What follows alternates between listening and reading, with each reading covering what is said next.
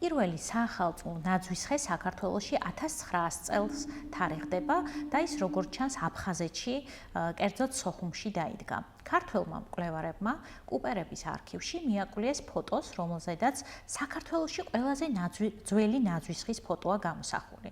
მანამდე ყველაზე ძველ ნაძვისხედ 1913 წელს დათარიღებული ფოტო მიიჩნეოდა, რომელიც საქართველოს ეროვნულ არქივშია დაცული. საინტერესოა ის, რომ ნაძვისხის მორთვა სათამაშოებით დაკავშირებულია ქართველ ჯორჯ კობისთან, რომელმაც მთელი ამერიკა დაიპყრო.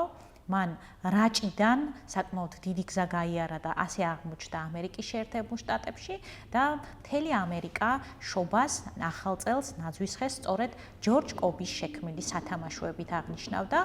იმდროინდელ პრესაში ძალიან ბევრგან გვხვდება წარწერა კობი, ეს შობაა.